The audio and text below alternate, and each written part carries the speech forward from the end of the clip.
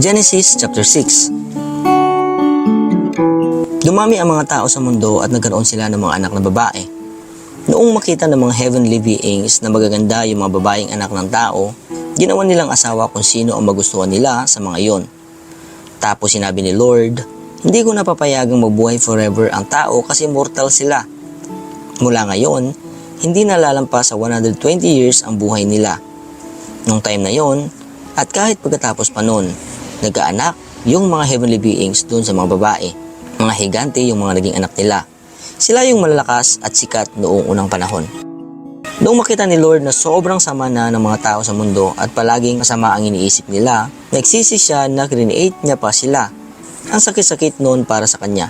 Sinabi niya, buburahin ko na sa mundo ang lahat ng taong create ko, pati ang mga hayop at ibon. Sana pala di ko na lang sila ginawa. Pero kay Noah natutuwa si Lord. Ito ang kwento ni Noah. Ginagawa niya parati ang tama at siya lang ang nag-iisang taong sumusunod sa Diyos noong panahon niya. Namuhay siyang kasama ang Diyos. May 3 siyang anak, sina Shem, Ham at Japet. Except kay Noah, napakasama ng mga tao sa paningin ng Diyos. Puro karahasan ang nangyayari sa mundo. Nakita ng Diyos na sobrang sama na nga ng mga tao, masasama ang lahat ng ginagawa nila. Sinabi ng Diyos kay Noah, tatapusin ko na ang buhay ng lahat ng tao kasi dahil sa kanila. Napuno ng karahasan ang mundo. Ngayon, wawasakin ko sila kasama ng mundo. Gumawa ka ng barko gamit ang magandang klase ng kahoy at lagyan mo yon ng mga kulungan ng hayop. Pahiran mo ng alkitran yung loob at labas ng barko para di pasukan ng tubig. Ganito ang sukat, 450 feet ang haba, 75 feet ang lapad, at 45 feet ang taas.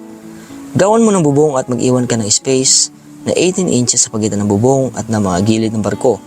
Gawin mong 3 floor yung barko, tapos lagyan mo ng pinto sa gilid. Magpapadala ako ng baha sa mundo para mamatay lahat ng may buhay sa lupa. Mamamatay ang lahat ng nasa mundo.